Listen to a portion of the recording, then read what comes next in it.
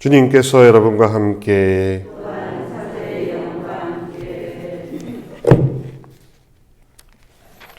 루카가 전한 거룩한 복음입니다. 그때에 예수님께서 예루살렘에 가까이 이르시어 그 도성을 보고 우시며 말씀하셨다. 오늘 너도 평화를 가져다 주는 것이 무엇인지 알았더라면, 그러나 지금 내 눈에는 그것이 감추어져 있다. 그때가 너에게 닥쳐올 것이다. 그러면 너희 원수들이 내 둘레에 공격 축대를 쌓은 다음 너를 에워싸고 사방에서 조여들 것이다.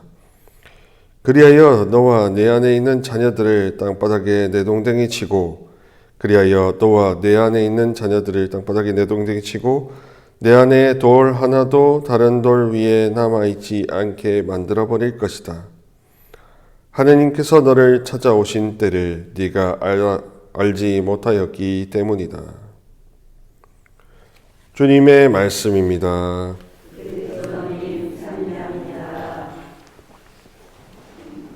평화를 빕니다. 네, 아침에 썰렁할 줄 알았는데 그래도 이렇게 많이 와주셔서 다행이고 감사하고, 오늘 하루 또 나름대로 축복을 많이 받으시길 바랍니다. 이런 표현을 하면 어떨까요? 우리 한민족은 한민족이다. 이 엘리사벳 성녀는 나름대로 한을 관상으로 풀었습니다. 왜냐하면요, 성인전을 보니까요, 그 정략 결혼이 심했을 12, 13세기였기 때문에 그때에 4살 때부터 신랑감이 될 다른 이웃 영주와 계속 결혼을 시키려고 같이 살게 만들었답니다. 근데 첫째가 죽고, 그러니까 둘째를 또 하는데 하고, 심지어는 그 정략 결혼을 결혼했던 이웃 영주, 이웃 군주가 죽고, 이웃 군주를 이렇게 승계한 다음 군주와 21살일 때, 그리고 엘리사벳 성녀가 14살일 때 그때 결혼을 했답니다.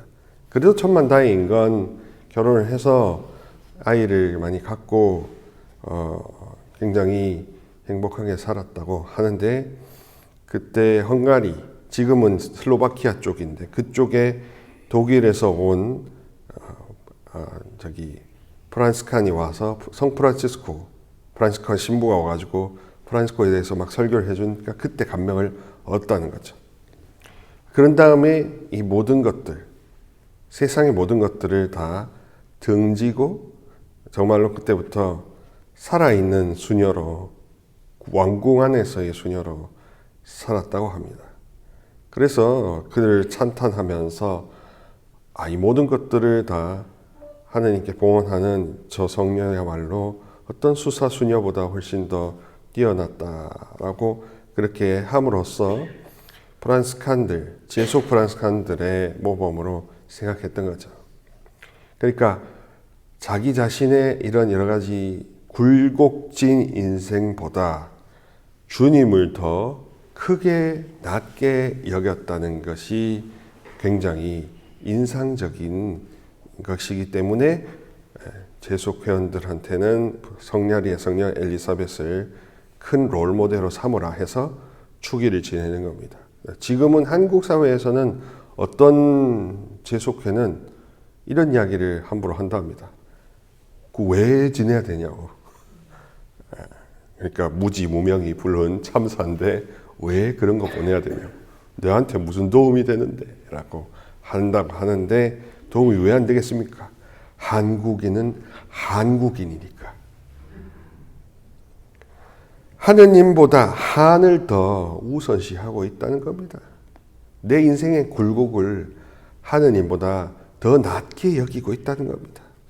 베네딕토 성규 수도규칙서 73장에 보면 아무것도 그리스도보다 더 낮게 여기지 마라.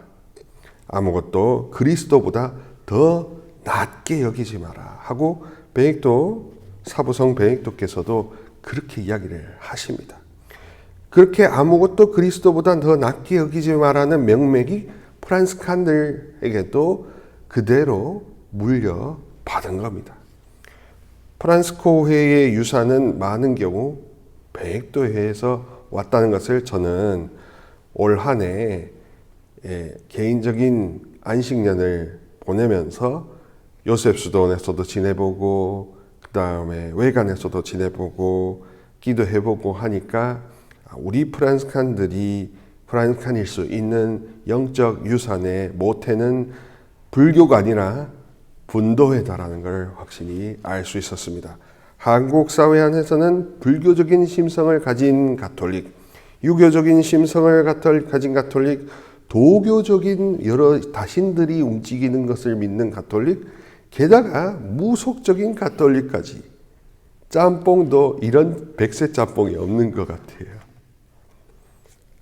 그러다 보니까 한국인이니까 한민족이니까 그것을 어떻게든지 떼내려고 하는 데에만 종교를 활용해 봤지, 내가 주님을 내 한보다 더 낮게 여기는, 주님을 더 탁월하게 섬기어서 내가 탁월한 인격자가 되는 것에 대해서는 관심이 미미했다는 것을 생각해 보시기 바랍니다.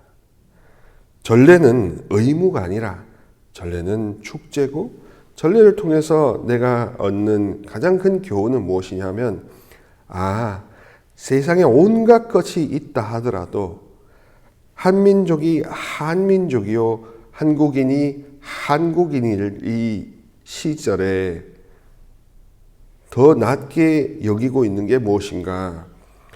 더 낮게 여기고 있는 게 나거든요.